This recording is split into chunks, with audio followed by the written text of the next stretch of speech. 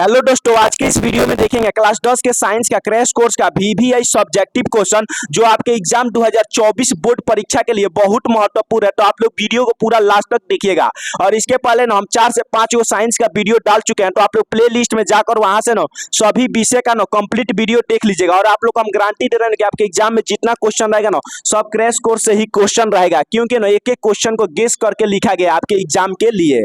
देखिए पहला क्वेश्चन कर रहे हैं ना, जस्ता के दो अयस्क का नाम एवं सूत्र लिखे। जस्ता के दो अयस्क का नाम और उसका सूत्र लिखना है। तो देखिए जस्ता के मुख्य दो अयस्क है। जस्ता के मुख्य दो अयस्क है, पहला जिंक ब्लेड और दूसरा जिंक ऑक्साइड। जिंक ब्लेड का सूत्र होता है ZnS। जिंक ब्लेड का सूत्र होता है ZnS और जिंक ऑक्साइड का सूत्र होता है ना ZnO। जिंक ब्लेड का सूत्र होता है ZnS और जिंक ऑक्साइड का सूत्र होता है ZnO।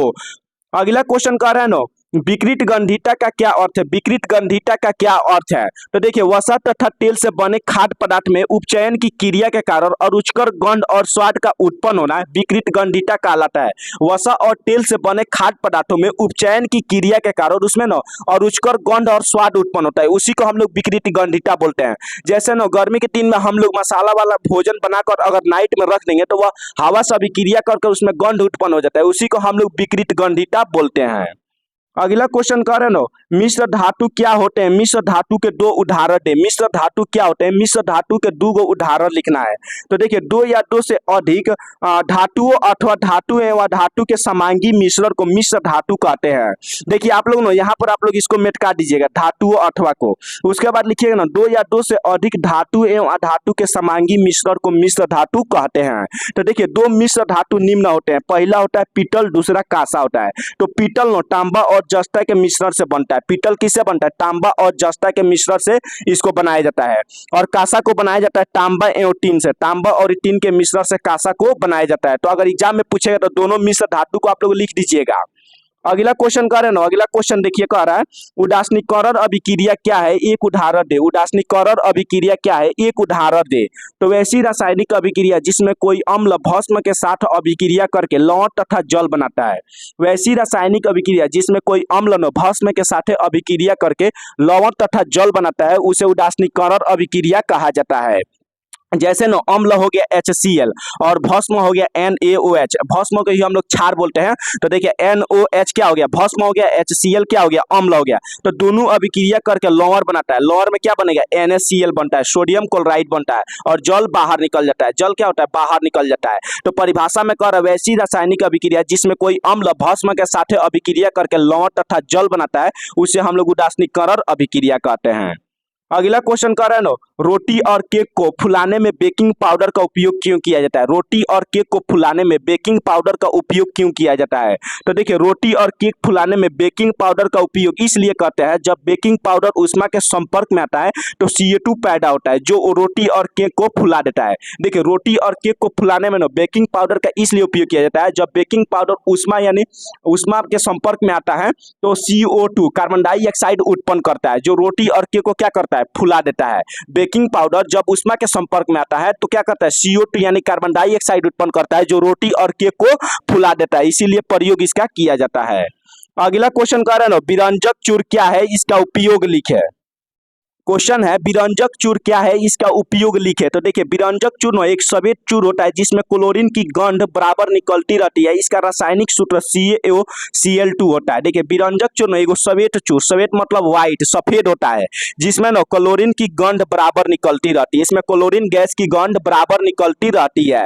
इसका रासायनिक सूत्र होता है ना CaOCl2। CaOCl2 इसका उपयोग देखिएगा ना, इसका उपयोग हम लोग कहाँ करते हैं, जल को शुद्ध करने में इसका उपयोग किया जाता है और कपड़ा बनाने में। देखिए विरंजक चूर्ण का उपयोग ना हम लोग जल को शुद्ध करने में और कपड़ा बनाने में इसका उपयोग करते हैं। देखिए यह एक सफेद चूर्ण होता है, इसमें क्लोरीन गैस का गंध बराबर निकलते रहता है। इसका रासायनिक सूत्र CaOCl2 होता है, कैल्शियम ऑक्साइड क्लोराइड होता है और इसका उपयोग हम लोग जल को शुद्ध करने में और कपड़ा बनाने में करते हैं। अगला क्वेश्चन देखिएगा ना, अगला क्वेश्चन कर रहा है सहसंयोजक बंधन क्या है। सहसंयोजक बंधन क्या है। तो जब दो परमाणु आपस में इलेक्ट्रॉन का साझा कर कर अपना अष्टक पूरा कर लेते हैं तब उनके बीच का बंधन सहसंयोजक बंधन कहलाता है। जब दो परमाणु आपस में इलेक्ट्रॉन का साझा करके क्या करते हैं, अब अपना बॉन्ड बना लेते हैं यानी अष्टक पूरा कर लेते हैं तब हम क्या बोलते हैं, सहसंयोजक बंधन उसको बोलते हैं। तो इसको आप लोग याद रखिएगा। अगला क्वेश्चन कर रहा है ना, भूमिगत जल के दो उपयोग लिखे। भूमिगत जल के दो उपयोग लिखना है। तो भूमिगत जल का ना उपयोग निम्नलिखित है।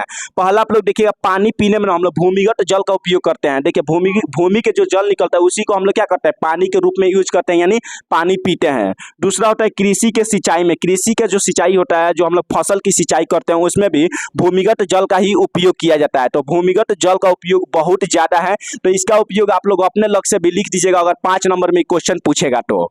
अगला क्वेश्चन कर रहा है ना, अगला क्वेश्चन देखिएगा, लोहा को जंग से बचाने के दो उपाय लिखे। लोहा को जंग लगने से, यानी जंग को हम लोग मूर्छा बोलते हैं, मूर्छा लगने से दो उपाय लिखना है। तो लोहे की वस्तुओं को पेंट करने से जंग ना लगता है। लोहे की वस्तु को अगर हम लोग पेंट कर दे तो उसे जंग नहीं लगता है, जंग लगने से बच सकता है। दूसरा होता है ना, इस पर जस्ता की परत चढ़ा दी जाती है जिसे जस्टिकनर कहते हैं। देखिए आपके एग्जाम में एक और क्वेश्चन पूछेगा, लोहे पर जस्ता का ही मतलब परत क्यों चढ़ाया जाता है? क्योंकि ना जस्ता होता है ना, लोहे को जंग लगने नहीं देता है, इसीलिए जस्ता का परत चढ़ा दिया जाता है, जिसको हम लोग जस्टिकनर बोलते हैं। तो इस पर जस्ता की परत चढ़ा दी जाती है जिसे जस्टिकनर कहा जाता है। क्या कहा जाता है? जस्टिकनर कहा जाता है। अगला क्वेश्चन कर रहे हैं ना, अगला क्वेश्चन आप लोग देखिएगा, एग्जाम के लिए एकदम महत्वपूर्ण है। धोबिया सोडा एवं बेकिंग सोडा में अंतर लिखे। धोबिया सोडा और बेकिंग सोडा में अंतर ना आपके एग्जाम में पूछता है। तो जो भी आप लोग का अंतर लिखना होगा ना, तो सबसे पहले आप लोग ई का नाम एक बगल लिखिएगा और दूसरा का नाम दूसरे बगल, और बीच में आप लोग पाई पार दीजिएगा।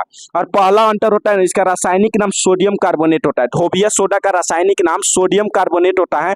इसका फॉर्मूला देख लीजिएगा, Na2CO2 10H2O होता है। और बेकिंग सोडा का रासायनिक नाम होता है सोडियम बाइकार्बोनेट। बेकिंग सोडा का रासायनिक नाम होता है सोडियम बाइकार्बोनेट। देखिए, और ढोपिया सोडा का हम लोग उपयोग ना, इसका उपयोग कांच, साबुन एवं कागज के उद्योग में होता है। ढोपिया सोडा का उपयोग कांच, साबुन एवं कागज के उद्योग में किया जाता है। और बेकिंग सोडा का उपयोग ना, इसका उपयोग प्रयोगशाला में आग बुझाने वाले यंत्र में होता है। जितना भी आग बुझाने वाला यंत्र होता है उसमें हम लोग बेकिंग सोडा का उपयोग करते हैं। और ढोबिया सोडा का उपयोग कहाँ किया जाता है? कांच एवं साबुन एवं कागज के उद्योग में किया जाता है। तो अंतर पूछेगा तो आप लोग दो अंतर लिखिएगा, क्योंकि 2 नंबरिया में क्वेश्चन आपका पूछेगा, 2 नंबरिया में ही क्वेश्चन पूछता है। तो देखिए आप लोग का जितना मतलब क्रैश कोर्स का क्वेश्चन करा रहे हैं, सब एक एक क्वेश्चन को ना इंपॉर्टेंट गेस करके लिखा गया, जो आपके एग्जाम के लिए एकदम महत्वपूर्ण है। तो आप लोग प्ले लिस्ट में जाकर ना वहां से सभी विषय का पूरा कंप्लीट वीडियो देख लीजिएगा, ताकि आप लोग का एग्जाम में कोई प्रॉब्लम ना हो। और अपने दोस्तों के पास ज्यादा से ज्यादा शेयर कीजिएगा, ताकि उन लोग को भी कोई एग्जाम में प्रॉब्लम ना हो।